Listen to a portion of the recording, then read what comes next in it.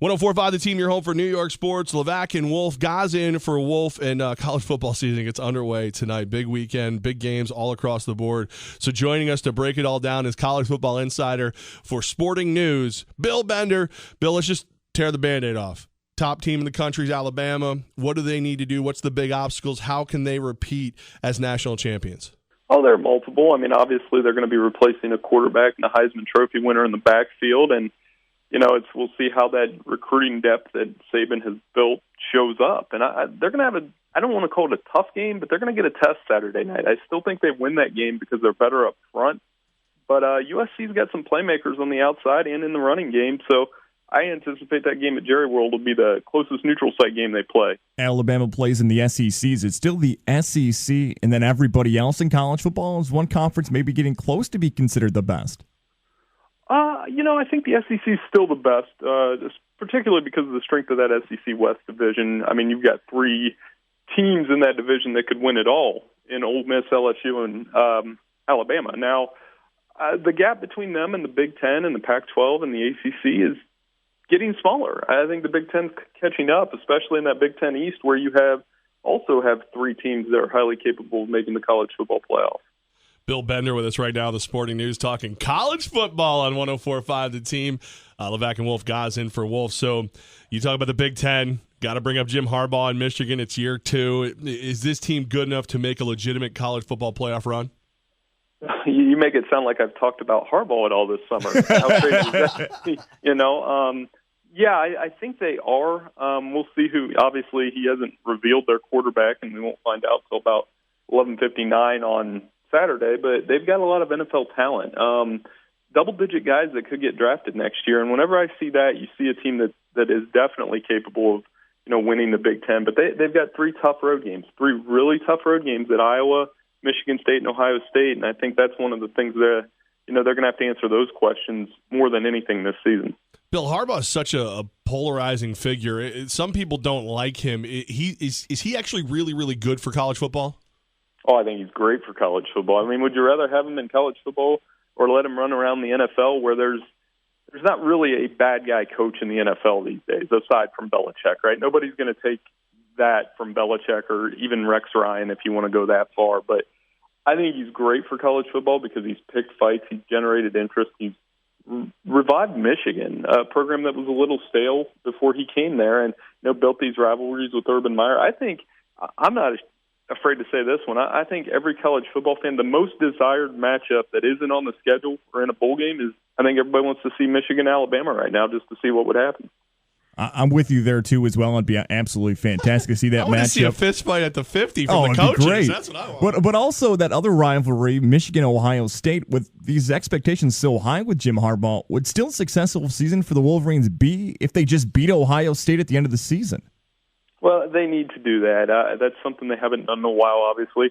Since Jim Tressel took over in Columbus, the Buckeyes pretty much run that rivalry. And they ran – here's the thing that I'm still kind of scratching my head about, and I'm pretty – I follow that rivalry close my entire life, is Michigan got destroyed in Ann Arbor last year, like absolutely destroyed by Ohio State, and it did not slow anything down. It didn't slow the tweets, the recruiting, anything. And Ohio State's got a dream class coming in. So I think when the Wolverines show up in Columbus this season, it could be the most heated, highly anticipated game of the season, especially if they both keep winning. Only 2 times since 2003, Michigan's beat Ohio State. But everything old is new again, guys. Calm down. Jeez, I'm kind of a Michigan fan, Bill.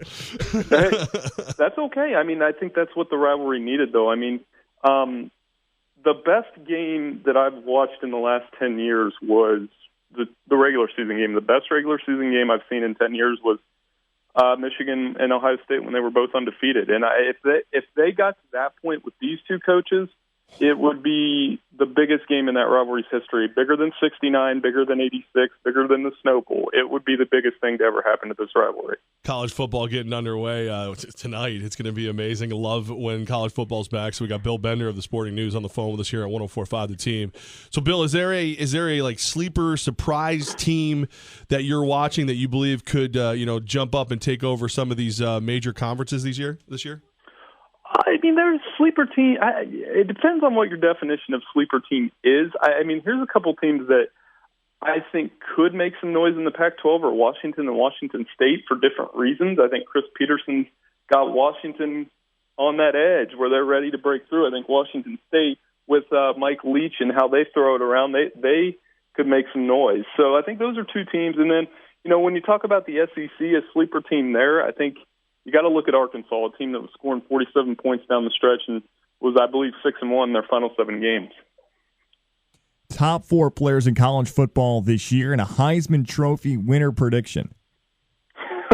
I mean, can I make a deal and give you 6 players instead? I'm fine with 6. Watch? I'm fine with 6. Just Bill, be careful. Goz votes for the Heisman. He might steal your answers. No, I think between these 3 quarterbacks, Watson, obviously, Mayfield, and Barrett, and then the 3 big running backs, and McCaffrey, Fournette, and Dalvin Cook. I think, it's hard not to pick somebody out of those 6. And right now, if you're asking me who I think the best college football player is, I think it's Deshaun Watson. He could get in a mode like Vince Young was in 2005 where you just can't stop the Tigers. Bill, do you see Deshaun Watson, and does his game translate to the NFL, do you think, after, let's say he wins the Heisman? Could you see him being productive in the NFL? I do, and I'm actually working on something now for next week. I'm kind of analyzing every NFL starter in week 1, and here's what I like about NFL quarterbacks at the college level. When you think about Ben Roethlisberger at Miami of Ohio, how good they were, how a guy just elevates the entire program. Aaron Rodgers did that at Cal. And I know that's kind of a no-duh. These guys are pretty good, but when it's one of those, not necessarily a traditional powerhouse, and Clemson, not necessarily a traditional powerhouse, and he's really elevated them from really good program to, hey, I think this might be the best team in the country.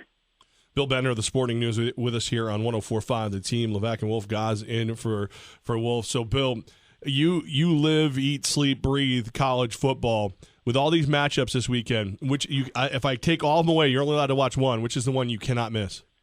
Man, that's just not a fair question. It's so not fair. I mean, it's such an awesome weekend, and I'm going to be lucky enough to be out in Texas for Alabama, USC, and Notre Dame, Texas. I think those 2 are the can't-miss games, and for different reasons. Obviously, Alabama, USC, huge, Jerry World, whatever. We kind of talked about that. I think Notre Dame, Texas is going to be heated because Notre Dame destroyed Texas last year, beat them by 5 touchdowns. Texas is at home, new quarterbacks everywhere, a lot of intrigue, 2 powerhouse programs. And the winner of that game, you'll see them get bumped up 6-7 spots in the AP poll. Just watch it happen. All right. January 2017, when the college football season comes to an end, we're in a bad mood because we don't get to see it anymore. Who is the national champion at the end of the year? I'm sorry, what was the end of that? Who is the national champion at the end of the season? I mean, I picked chalk. I'm so boring. I picked our Final 4. I picked Clemson, Ohio State, Alabama, and Oklahoma. And I know Ohio State and Oklahoma play. I just think they're the best teams to win those conferences. And then I went with a rematch. It wouldn't surprise me one bit if Alabama and Clemson met in a rematch. And then I want to pick Clemson, but it's just hard to go against Alabama. They have the depth. It's been the right answer for the last 9 years. So I'm going to take the easy way out on that one. Bill, we have a rule on this show. If you're going to go chalk, be right. That's the only thing we ask. That's fair. I mean, you know what? I'm going to steal that in a column, I think. That's a good rule. If you're going to go chalk, you have to be right. I like it. Hey, I'm glad I could help you out. You called to help us out, and now I get to help you out. That's perfect, man. And like you said, I can feel the excitement with you two right now, and on the other shows I've been on today. It's kind of that. My wife was joking. That was one of those rare days where I was the first one out of bed. That's how excited I am about tonight. Did she say goodbye today? Was it I'll see you after the season? She joked over the weekend that she's like, it's almost like you're shipping out. Which I'm not trying to make military comparison. She was just laughing about it because she's like, you're going away for 3 months, and I'm like, yeah, but you gotta balance in family time as much as you can. It's very important. Very good. So glad to actually talk to you, Bill Bender of the Sporting News. And if it's cool with you, we'll bother you throughout the season.